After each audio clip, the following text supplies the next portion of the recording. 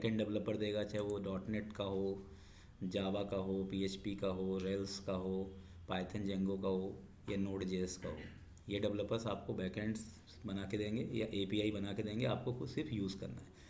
लेकिन practice purpose से आप को जेसन तो आता ही है सभी को, तो हम एक लोकल जेसन का सर्वर बना सकते हैं और उसमें प्रैक्टिस पर्पज़ से अपना खुद का एक करेड बेस एपीआई क्या कर सकते हैं, क्रिएट कर सकते हैं, उसका यूज़ कर सकते हैं। मतलब यदि आप सिर्फ रिएक्ट जेएस डेवलपर हो, आपको बैकएंड का नॉलेज नहीं है, आपको प्रैक्टिस करना है लोकल क्या बना करके, ओ एपीआई बना के, तो इसके लिए क्या है, लोकल जेसन फाइल बना करके आप प्रैक्टिस कर सकते हो। तो वही चीज़ मैं आपको प्रैक्टिस पर्पज़ से बताता हूँ। रियल टाइम में भी आप इसका यूज़ कर सकते हो यदि बहुत कम डेटा है तो, ठीक है। तो देखो लिख लो, how to create local JSON server, how to create local JSON server and perform CRUD operations and perform CRUD operations। CRUD operation मतलब क्रिएट, रीड, अपडेट, डिलीट। तो मतलब ये प्रैक्टिस पर्पस से है। रियलिस्टिक अप्रोच तो मैंने आपको बता दिया है, ठीक है। तो ये भी आप प्रैक्टिस के लिए यूज़ कर सकते हो। सबसे पहले क्या करना पड़ेगा, अपने को एक लोकल जेसन सर्वर बनाना पड़ेगा आपको।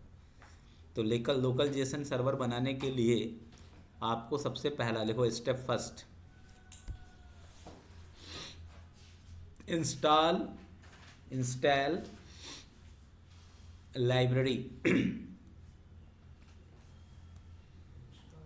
Install library to create JSON server.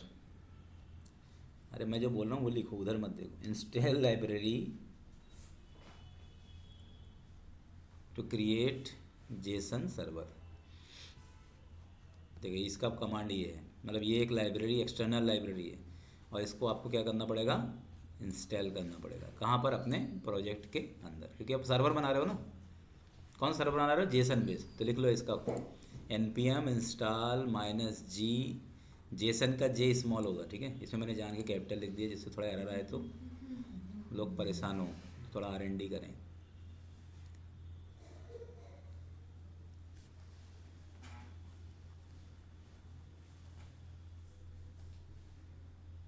npm install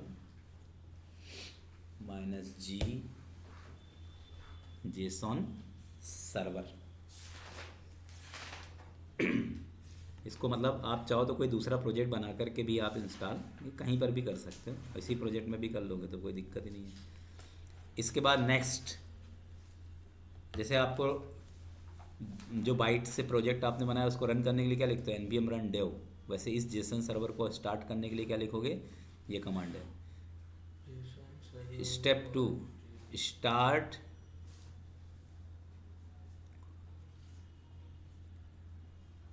Jason server and execute JSON file. इसके लिए ये कमांड है, Jason server, Jason hyphen server. ये कहाँ लिखोगे आप, कमांड प्रॉम्प्ट में या टर्मिनल में, जहाँ पर भी आपको लिखना है। -वॉच,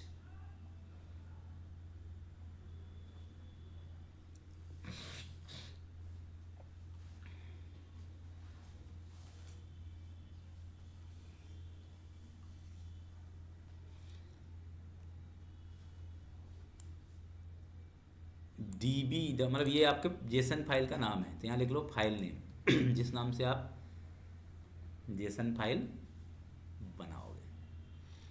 और पोर्ट, मतलब आपको जिस पोर्ट नंबर पे रन करना है। पोर्ट नंबर समझते हो ना, हर सर्वर का अपना क्या होता है, एक पोर्ट नंबर होता है। जैसे डिफ़ॉल्ट पोर्ट नंबर क्या होता है, 80, ठीक है। ऐसे अभी आप रिएक्ट चला, मतलब रिएक्ट का भी अपना एक स्पेसिफिक पोर्ट नंबर है। तो पोर्ट नंबर मतलब जहाँ पर आपका सर्वर अपने सर्विसेज को एग्जीक्यूट करता है।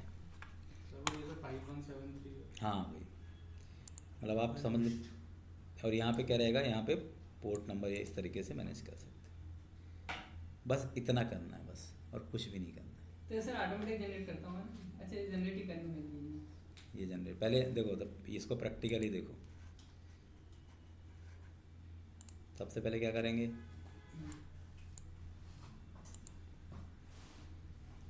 npm बताओ, कमांड बताओ। इंस्टॉल एनपीएम है ना, npm install -g Jason server Jason hyphen sir, इतना ही है ना। इससे जेसन सर्वर का एक लाइब्रेरी आपके प्रोजेक्ट में क्या हो जाएगा, इंस्टॉल हो जाएगा। सर ये कल भी बहुत देर तक बताया था सर, मैंने वो इंस्टॉल किया था। इंस्टॉल वो आपके मशीन पे जितना ज़्यादा नहीं, वो तो है मतलब हाईटेक मशीन होगा उतना जल्दी इंस्टॉल होगा वो। ठीक है, इसके बाद नेक्स्ट स्टेप में क्या होगा, एक जेसन फाइल बनानी रहेगी पब्लिक फोल्डर में। क्यों? क्योंकि पब्लिक फोल्डर में हम किसी भी पर्टिकुलर फाइल को डायरेक्टली एक्सेस कर सकते हैं। बताया था ना मैंने कि रिएक्ट में यदि आपको कुछ भी इमेजेस रखना है, कुछ भी रखना है, तो कहाँ रखो, पब्लिक। तो यहाँ पे एक नया फाइल बना लेंगे। इसका नाम मैंने दे दिया, कुछ भी नाम दे सकता हूँ, db.json दे दिया। क्या दे दिया, db.json। अब मैंने आपको बताया था कि जेसन की फ़ाइल कैसे बनती है। ठीक है, मल्टी रो वाली फाइल कैसे बनती है, ऐसी बनती है ना। यहाँ पे क्या रहेगा आपका, जैसे मुझे कोई स्टूडेंट की इन्फॉर्मेशन के लिए बनानी है, तो मैं यहाँ पे दे दूँगा रोल नंबर। अभी मैंने एक एंट्री करके दे दी इसको 1001। फिर क्या दे दी मैंने, नेम stu1। अब समझ लो ये एक डेटाबेस का टेबल है, आप उसको ऐसा फील कर सकते हो। फिर ब्रांच कंप्यूटर साइंस, मतलब 3 फील्ड मैंने इसके अंदर ले लिया, रोल नंबर, नेम और ब्रांच। क्योंकि इसी तरीके से हमारा जो जेसन फाइल है वो इसी तरीके से क्या होता है, क्रिएट होता है। और इसके अंदर ये जो फाइल है, इस फाइल को भी आप क्या कर सकते हो, एक स्पेसिफिक नेम भी दे सकते हो। जैसे मैंने इसका नाम दे दिया स्टूडेंट। ये किसका इन्फॉर्मेशन है, स्टूडेंट। तो सर ये तो अरे टाइप बन गया।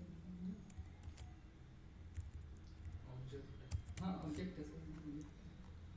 ये जेसन का सिंटैक्स है, आप इस तरीके से एक जेसन फाइल क्रिएट कर सकते हो। एरे इसलिए लिया क्योंकि मल्टीपल एंट्री हो सकती है ना। क्या हो सकती है, मल्टीपल एंट्री। अब ये एंट्री आप रिवाइज करते जाओ, जैसे दूसरा स्टूडेंट है तो कॉमा लगा के आ जाएगा, दूसरे स्टूडेंट के लिए आ जाएगा, फिर कॉमा लगा किसके लिए आ जाएगा, तीसरे स्टूडेंट के लिए आ जाएगा, फिर चौथे।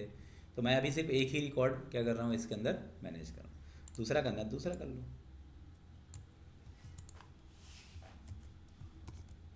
यहाँ पे क्या आ जाएगा 100, मतलब समझ लो कि ये मेरे पास एक ऑलरेडी एक जेसन फाइल है जिसके अंदर 2 स्टूडेंट की इन्फॉर्मेशन मेरे पास ऑलरेडी है। यही तो दिखा है। आपका जो एपीआई होता है वो डेटाबेस को जेसन में ही कन्वर्ट करके आपको भेजता है। तो आपको तो एज अ रिएक्ट तो आपको जेसन ही मिल रहा है ना, वो तो मैंने आपको समझाया है। बाकी आप अभी आप यदि gorest.co.in के पीछे क्या कोड लिखा है आपको थोड़ी ना कोई मतलब है। आप तो बस एंड पॉइंट या यूआरएल उठाते हो, पोस्टमैन में या रेकबिन में हिट मारते हो, आपको यदि रिस्पॉन्स प्रॉपर मिल गया आप उसको यहाँ यूज़ कर देते हो। तो मतलब इनडायरेक्टली देखा जाए तो रिएक्ट जेएस वाले डेवलपर को बैकएंड के कोड से कोई लेना देना नहीं है, उसको सिर्फ जेसन से ही खेलना है। तो हमने जेसन की फाइल बना दी प्रैक्टिस पर्पस से, ठीक है। अब अपन क्या करेंगे, कमांड प्रॉम्प्ट ओपन करेंगे, क्योंकि मैं चाहता हूँ कि 2 टर्मिनल अलग अलग रहेंगे, वो जेसन वाला सर्वर अपना अलग चले। चाहूँ तो मैं यहाँ पर भी 2 टर्मिनल खोल के कर सकता हूँ, मतलब ऐसा कोई दिक्कत वाली बात नहीं है। डी ड्राइव में जाने के लिए क्या होता है, D:, ये बेसिक कमांड भी पता होना चाहिए। ये रिएक्ट का नहीं है, ये ऑपरेटिंग सिस्टम का है। Fold CD। कुछ लोगों का तो आजकल शॉर्टकट में किसी को यही पता नहीं है कि इससे भी सब कुछ हो सकता है। इससे भी आप फाइल बना सकते हो, फोल्डर बना सकते हो, सब चीज़ें आप कर सकते हो। डॉस ही तो है ये डॉस ही है। डॉस को ही उसने कमांड प्रॉम्प्ट का नाम दे दिया। ये डॉस ऑपरेटिंग सिस्टम है, पहले तो यही ऑपरेटिंग सिस्टम खुलता था जब शुरू में आया था। विंडोज़ तो था ही नहीं। विंडोज़ ज़्यादा टाइम कंज्यूम करता है क्योंकि इंटरनली विंडोज़ भी इसी में चलता है, लोगों को ये भी पता नहीं है। आप विंडोज़ के अंदर यदि कोई फोल्डर बनाते हो तो डायरेक्टली वो डॉस के अंदर जाके कमांड ही लिखता है, वो तो एक लेयर दे दिया ऊपर का कि आप इस लेयर पे काम करो, बाकी अंदर आके वो इसी के पास आता है। ठीक है, ये हो गया। अब इसके अंदर अपने क्या करना रहेगा, पब्लिक फोल्डर के अंदर जाना पड़ेगा, क्योंकि हमने कहाँ पर रखा है उसको, पब्लिक फोल्डर। अब कौन सा कमांड बताया मैंने सर्वर चालू करने के लिए, जेसन सर्वर। वॉच फिर फाइल नेम क्या है अपना, db.json इसी नाम से बनाया है, हाँ ठीक है, db.json। फिर -4 हाँ कुछ भी नंबर दे सकते हो। पोर्ट नंबर आपके अकॉर्डिंग है, आप जैसे इसको हिट करो, देखो ये अपने आप आ गया। ये देखो इसको पढ़ो, Ctrl+C to stop watching db.json static file, और ये इसका URL आ गया, देखो एंड पॉइंट्स मतलब URL। और ये URL ऐसा है कि इसमें पोस्ट भी आप कर सकते हो, गेट भी कर सकते हो, पुट भी कर सकते हो, डिलीट भी कर सकते हो। चाहो तो आप एक बार पहले रेगबिन में चेक करके देख लो। किसमें, रेगबिन याद है ना, क्या है रेगबिन, API टेस्टिंग टूल है। क्या है, API को टेस्ट करने का टूल। सर यहाँ पे हम पोस्टमैन भी यूज कर सकते हैं ना सर टेस्टिंग के लिए? बिल्कुल कर सकते हो, आपको जो करना है, Postman, Swagger, 1000 API testing tool आ चुके हैं मार्केट में। कितने, अब वो कंपनी वाले क्या पोस्टमैन कराते, सबको पोस्टमैन ही पता है, जबकि हाँ सर, हमारी कंपनी में पोस्टमैन ही यूज कर रहे हैं लेकिन। हाँ वही बोला हूँ ना, कंपनी वाले उसी को करवाते, क्योंकि उसको जो मैनेजर रहता है वो इसी को ट्रेन होके आता है, तो सब डेवलपरों को वही बोलता है। जबकि अब बहुत सारे अच्छे अच्छे टूल भी आ गए। ठीक है, देखो ये अब इसके अंदर क्या करो, गेट में हिट मारो और यहाँ पे सेंड करो, ये रिकॉर्ड आ गया। तो यही तो चाहिए एज ए रिएक्ट। आपको फ्रंट एंड डेवलपर क्या चाहिए, आपको इससे मतलब है, अंदर क्या चल रहा है उससे आपको कोई लेना देना नहीं। अब आप इसका पोस्ट भी चेक कर लो। पोस्ट चेक करने के लिए क्या करो, यहाँ पे चेंज कर दो। ठीक है, डेटा आप किससे भेजो इसके अंदर, मेरे ख्याल से ये तो पैरामीटर में भी चल जाएगा, पर बॉडी से ही भेज दो। ठीक है, अब ये डेटा मैं क्यों लिखूँ, इतना टाइम ख़राब करने से अच्छा है कि मैं इसको कॉपी करूँ और यहाँ पे पेस्ट कर दूँ। खुद का लिखा हुआ कोड कॉपी पेस्ट नहीं कहलाता, ध्यान रखना कभी भी।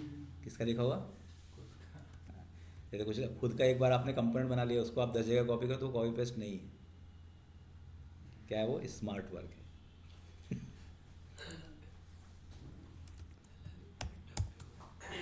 क्योंकि डेवलपमेंट में तो एट द टाइम यही करते हो ना, डेवलपमेंट में आपका क्या अंदर, आजकल जो बहुत स्क्रैच प्रोग्रामिंग वाले सब पीछे हो रहे हैं। आजकल जो AI टूल यूज़ करो वगैरह, पढ़ने में आप AI टूल यूज़ मत करो, लेकिन प्रोजेक्ट में तो पूरा AI टूल। मैं तो प्रोजेक्ट बनाता हूँ तो एक शब्द नहीं लिख रहा हूँ आजकल, कितने दिन हो गए मैंने कोड का एक शब्द नहीं लिखा। इवन डिज़ाइन के लिए भी मेरे पास टूल है, ऐसा टूल अवेलेबल है कि मैं कुछ नहीं लिखता, बस प्रॉम्प्ट लिखता हूँ, पूरा डिज़ाइन आ जाता है। हाँ, लेकिन उसके लिए एक्सपीरियंस होना चाहिए। आपको दे दूंगा मैं कोड तो आप नहीं लगा पाओगे। जिसको पहले स्क्रैच आता है वही उसको, तो AI उसके लिए है जिसको पहले से आता है। नया बंदे को आप AI पकड़ा दो, कुछ नहीं कर पाएगा वो। ठीक है, अब जिसको कार चलानी नहीं आती है तो उसको हाईटेक कार दे दोगे तो कैसे चलाएगा, नहीं चला पाएगा ना। बस वही है, भले उसको मारुति 800 चलाते हैं पर वो कम से कम चला लेगा। ठीक है, ये हो गया। अब इसको जा करके सेंड करके आप यहाँ पे देख लीजिए, देखो ये चला गया। अब कैसे चेक करोगे, वापस गेट में जाओ, आईडी खुद ही दी है। हाँ देखो वो होशियार है ना अपने से ज़्यादा, ये दिया, सबको दिया है। आईडी मतलब इसके अंदर वो ऑटो जनरेटेड है ना, वो जेसन सर्वर का काम है, हमारा काम नहीं है। वो किसका काम है, जेसन सर्वर। आप नहीं दोगे तो वो खुद ऑटो जनरेट आईडी देगा। कौन सा जनरेट देगा, ऑटो जनरेट। तो उसमें वैसे सर ना रिकॉर्ड कैसे मेंटेन करेगा, आईडी से तो रिकॉर्ड मेंटेन होगा। मतलब ये काम हम नहीं कर रहे हैं, ये काम कौन कर रहा है, जेसन सर्वर कर रहा है। जो आपने लाइब्रेरी इंस्टॉल किया उस लाइब्रेरी का फीचर है ये। किसका फीचर है, लाइब्रेरी का। ये हो गया, गेट हो गया, पोस्ट हो गया। इसके बाद क्या आ जाएगा, पुट। ठीक है, डाल के करना पड़ेगा ना सर। आईडी से भी कर सकते हो और आप चाहो तो इससे भी कर सकते हो, रोल नंबर से भी कर सकते हो। बाकी आईडी से ही करना चाहिए। स्टैंडर्ड क्या है, आईडी। तो जो स्टैंडर्ड है मैं वो बता रहा हूँ आपको। रोल नंबर को डालना है तो डायरेक्ट नंबर डाल दो। हाँ, रोल नंबर डालना तो रोल नंबर से भी कर सकते हो। यहाँ पर इसका नाम दे दिया मैंने, कौन से वाला कर रहा हूँ, C852। C852 में क्या है, 1001 STU1 है, ठीक है, 100। इसको चेंज नहीं कर रहा हूँ मैं, इसको कर दिया मैंने जय कुमार। IT की जगह कर दिया EX, क्या कर दिया EX। EX है कि EC है, EC इलेक्ट्रॉनिक होता है ना, EC इलेक्ट्रिकल कहाँ से होता है,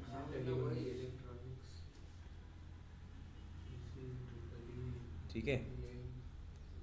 इस तरीके से हम इसको मैनेज कर सकते हो। वापस से जाओ, गेट करना गेट करो,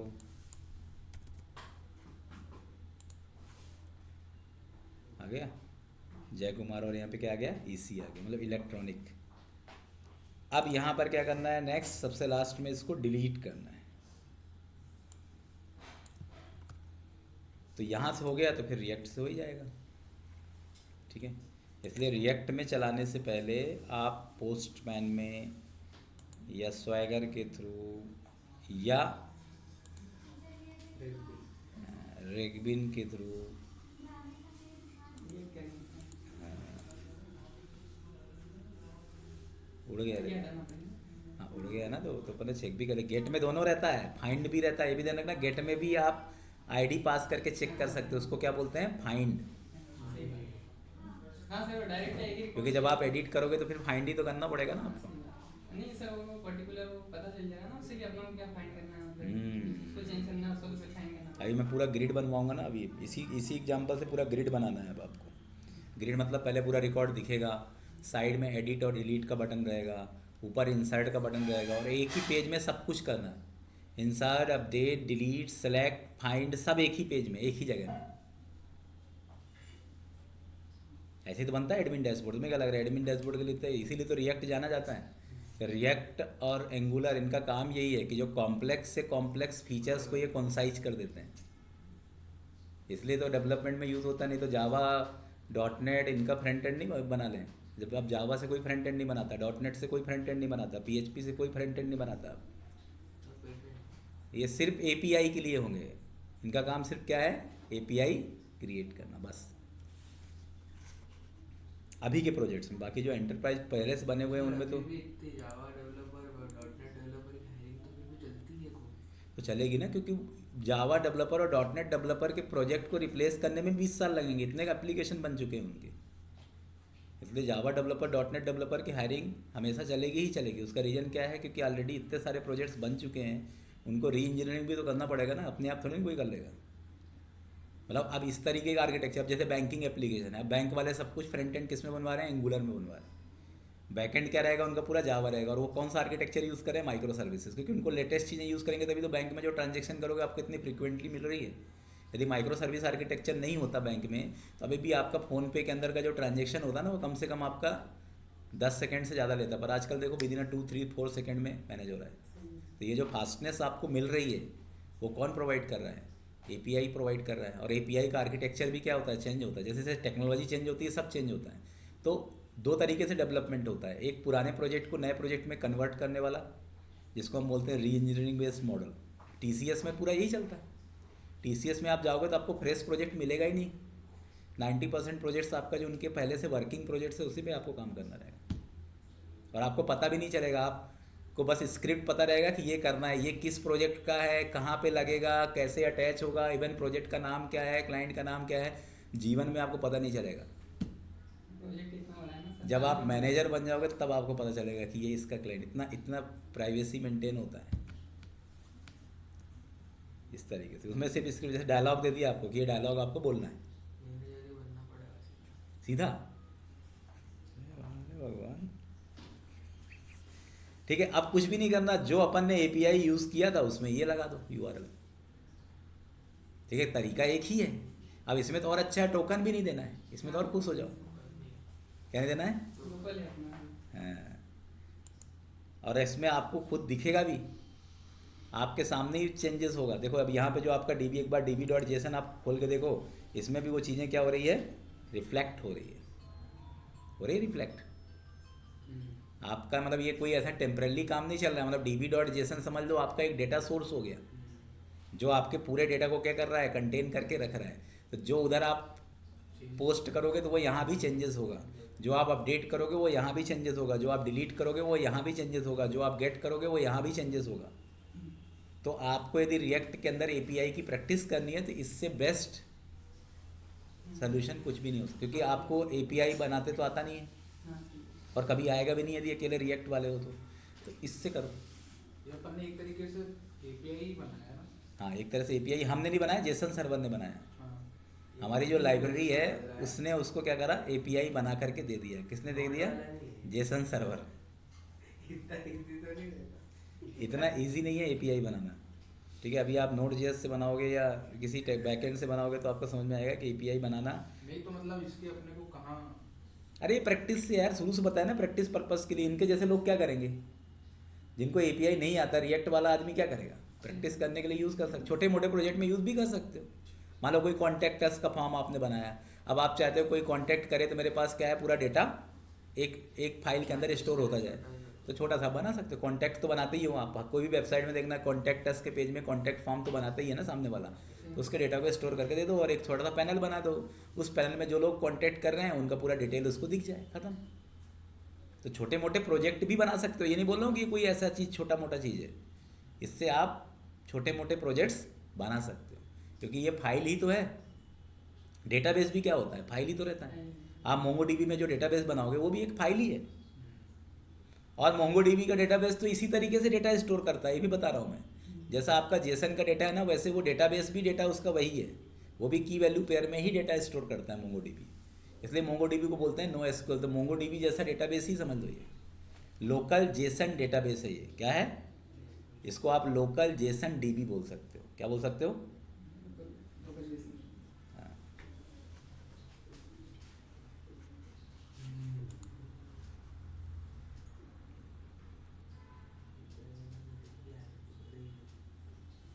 तो मतलब ये भी काम का है, ऐसा नहीं है कोई जितने चीज़ मैं पढ़ा रहा हूँ बिना काम का क्यों पढ़ाऊंगा, सब काम के। नहीं तो कॉन्सेप्ट क्लियर होते हैं ना सर, इससे ये तो पता चलता मेगन वाला भी क्या करेगा, वो भी है। यस यस यस यस,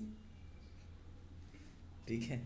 अब यहाँ पर आपको बस क्या परिवर्तन करना है, अरे क्या है इसका यूआरएल क्या है, 3001, इसको उठाइए और यहाँ पे लगा दीजिए, बस खत्म। ये डेटा तो वैसे ही भराएगा। अब यहाँ पे फील्ड में आईडी नेम, इसमें क्या क्या है, अपने क्या क्या दिखाना है, ID name branch roll number. यहाँ पे आईडी के बाद यहाँ पे रोल नंबर कर दो, आईडी इसके बाद टीएच रोल नंबर। फिर क्या करना है, ब्रांच नेम है, ब्रांच कर दो।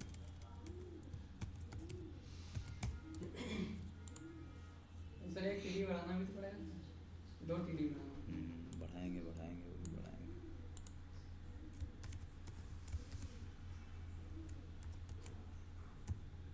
ऐसे एक आध एक्टिव स्टूडेंट रहते हैं ना बैच में, तो मज़ा भी आता पढ़ाने में।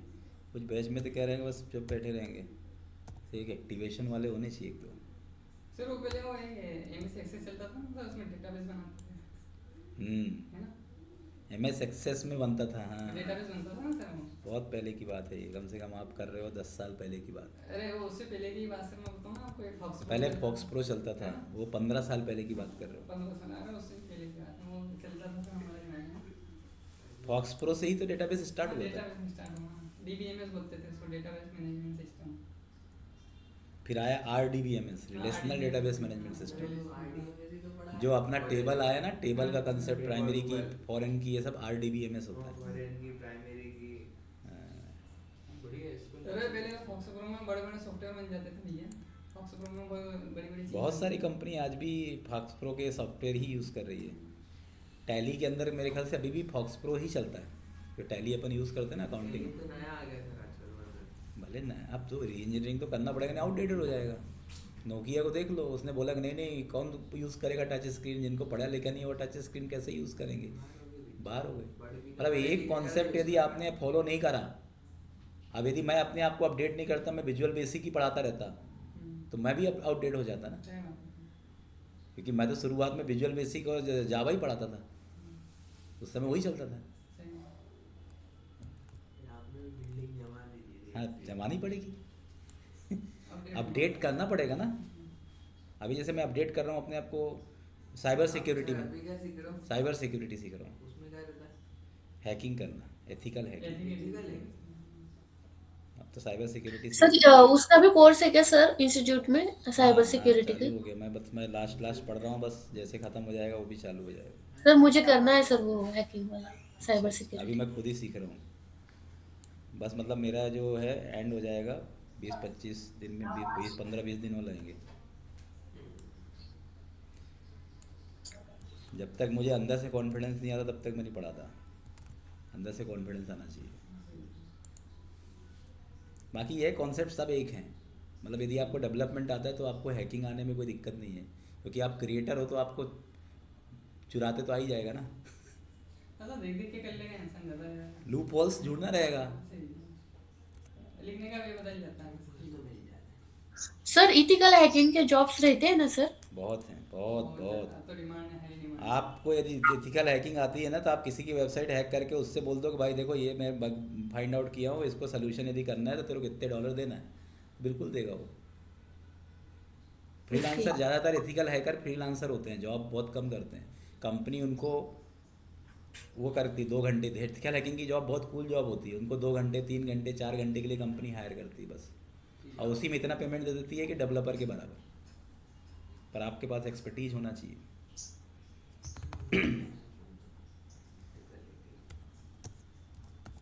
लेकिन उसके लिए पहले आपको डेवलपमेंट में 2-3-4 साल लगाना पड़ेगा, तब जाके आपको इन डेप्थ समझ में आ सकता है, बाकी तो आप बेवकूफ़ी बनते रहोगे। क्योंकि जब तक आपको डेवलपमेंट का सिनेरियो नहीं पता होगा तो पता कैसे चलोगे कहाँ पे हैक करना है। वो तो जो नॉर्मल आजकल 12वीं पास वालों को सिखाते हैं उनको कुछ नहीं आता, उनको तो सिर्फ छोटे मोटे चीज़ें आती हैं। इन डेप्थ टूल में यदि जाना है तो डेवलपमेंट का एक्सपोजर यदि आपको है तभी समझ में तो आएगा। कौन सा टूल वापरते हैं इसमें? मैं सब बता दूँ तेरे को, तेरा देख ले भैया, उसके लिए फीस लगेगी। मेरे को लग ही रहा था फीस की बात निकली कैसे। 65,000 का कोर्स है, और कितने महीने का? 6 महीने। तो उसमें टूल कौन सा वापरते हो जरा? सिलेबस अभी डाल दिया ना मैंने, सिलेबस देख लेना, पूरा सिलेबस है। तो उसमें कौन सी लैंग्वेज वापरनी पड़ती है, मतलब क्या? लिनक्स, उसमें ऑपरेटिंग सिस्टम है, उसमें लैंग्वेज नहीं रहती, उसमें रहती है ओएस, मतलब जो ये शेल स्क्रिप्टिंग चलती है जो लिनक्स के अंदर, लिनक्स के कमांड उसकी स्क्रिप्टिंग वही चलता है। और उसमें बहुत सारे टूल आजकल तो क्या पैड 2 टाइप के टूल है, पैड और फ्री। तो पैड टूल में तो आप ज़्यादा कुछ करना भी नहीं पड़ता, वो सब करके दे देते हैं आपको।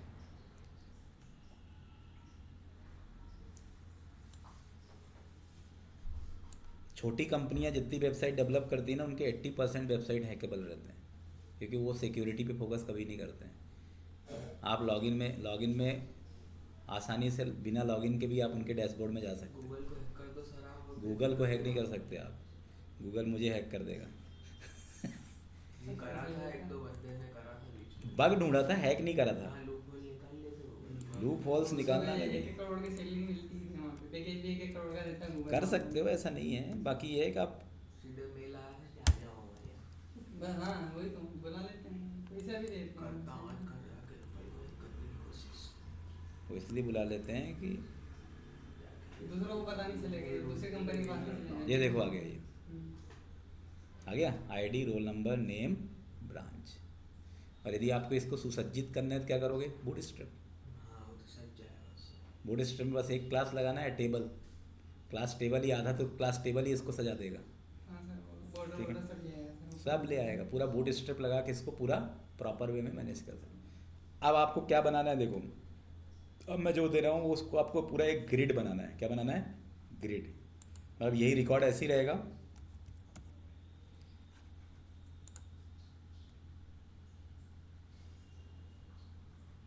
ये जिसने बना लिया तो समझ लो वो एक प्रोफेशनल रिएक्ट डेवलपर की श्रेणी में आ जाएगा। किसमें, श्रेणी में। थोड़ा बहुत हिंदी भी बोलना ज़रूरी है भाई।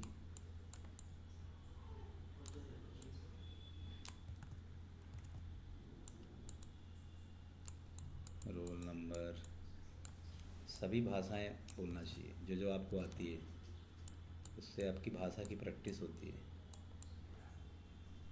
बाकी जिनका इंटरव्यू क्रैक नहीं हुआ उनको तो इंग्लिश ही बोलना चाहिए। अब मुझे कौन सा इंटरव्यू देना है, मैं तो संस्कृत भी बोलूँगा तब भी चलेगा। और इंग्लिश क्या रहती है इंटरव्यू में, काम करना आना चाहिए, इंग्लिश क्या करोगे? ऐसा नहीं है, यहाँ जर्मनी के क्लाइंट कोई बोलते कि जर्मनी के क्लाइंट से आप ऐसा करोगे तो क्या क्या कर लूँगा। समझ तो आ जाती है। ठीक है, तो जैसे आपका आईडी कुछ भी है, जो भी आईडी है, ठीक है, यहाँ पे जो भी आईडी रहेगा, रोल नंबर 1 2 ऐसा रिकॉर्ड रहेगा, name XYZ ABC branch computer science IT, ऐसे जितने भी रिकॉर्ड आएंगे इस तरीके से रिकॉर्ड रहेंगे। ठीक है, अब साइड में आपको क्या करना है, यहाँ पे एक ऑपरेशन करके एक कॉलम बढ़ाना है। क्या बनाना है? ऑपरेशन। और इसमें 2 इमेज आइकन लगाना है, एक किसके लिए? एडिट के लिए, और एक क्रॉस वाला आइकन रहेगा किसके लिए? डिलीट के लिए। हर एक रो के सबसे लास्ट वाले कॉलम में। बटन लगाना मतलब। हाँ आईडी डिलीट के जो बटन है। हाँ, जो बटन रहते हैं ना एडिट डिलीट, उनको मतलब वहाँ पे इमेज रहना चाहिए। मतलब हाइपर लिंक लगा देना, लिंक, और लिंक के अंदर जो बीच में क्या लगा देना आप, ये आइकॉन लगा देना। ठीक है, तो थोड़ा अच्छा दिखेगा। और यहीं पे साइड में यहाँ पे टेक्स्ट फील्ड रहेगा। क्या रहेगा? टेक्स्ट, ये तो ऑटो जनरेट है, तो यहाँ पे रोल नंबर के लिए क्या रहेगा? एक टेक्स्ट फील्ड रहेगा। नेम के लिए क्या रहेगा? एक टेक्स्ट फील्ड रहेगा। ब्रांच के लिए क्या रहेगा? एक टेक्स्ट फील्ड रहेगा। और यहाँ पे किसका बटन रहेगा? इंसर्ट का बटन रहेगा। किसका बटन रहेगा? इंसर्ट। तो यहीं से आपने रोल नंबर लिख दिया 4 देश देश और इंसर्ट किया, तो यहीं पे रिकॉर्ड अब इंसर्ट होके यहीं पे दिखना चालू हो जाना चाहिए। यहीं से आपने एडिट करा, तो जैसे आपने एडिट पे क्लिक किया तो एक मॉडल पॉपअप बॉक्स आना चाहिए। जो जो आपको एडिट करना है वो चीज़ें आप चेंज करो, और उसके बाद जैसे ओके करोगे तो आपका अपडेट होकर वापस से यहाँ पे रिफ्रेश हो जाना चाहिए। यहीं कहीं आपने डिलीट करा तो एक कन्फर्मेशन मैसेज पूछेगा, are you sure you want to delete this record. आपने डिलीट किया तो यहीं से रिकॉर्ड क्या हो जाना चाहिए? हट जाना चाहिए। तो मतलब पूरी चीज़ें आपको इंसर्ट, अपडेट, डिलीट, सेलेक्ट, सब कुछ आपको सिंगल स्क्रीन पे ही करनी है। क्या करनी है? सिंगल स्क्रीन पे पूरी चीज़ें करनी रहे। बना लीजिए इसको। तो ये टेबल में डेटा तो मैं ले ही आया, साइड में बटन लगाने में भी कोई बहुत बड़ी दिक्कत नहीं है। अरे वो तो आपके लिए नहीं, हमारे लिए तो है ना, देखना पड़ेगा। हाँ तो देखो ना, इसके लिए आप चाहो तो कोई भी आप टूल भी यूज़ कर सकते हो। बटन तो फिर भी लग जाएगी सर, तो उनका कनेक्शन। क्लिक करना है, ये बटन में ऑन क्लिक ही तो लगाना है। जैसे बटन पे ऑन क्लिक होगा, एक पॉपअप बॉक्स क्या होगा आपको? ओपन होगा। उस पॉपअप बॉक्स में आपको फाइंड वाला API कॉल करना रहेगा। मतलब इसके अंदर आपको जैसे इस बटन पे हिट करोगे तो इसका जो करंट आईडी है उसको लेके जाना है आपको। मतलब पैरामीटर में क्या पास करोगे? उस रो का करंट आईडी। और करंट आईडी के लिए एक API कॉल कर लो। कौन सा वाला? फाइंड वाला API। पूरा डेटा किस में आ जाएगा? ऑब्जेक्ट में आ जाएगा। उसको पॉपअप बॉक्स में दिखा दो। कुछ भी नहीं है, very simple approach, it's not typical.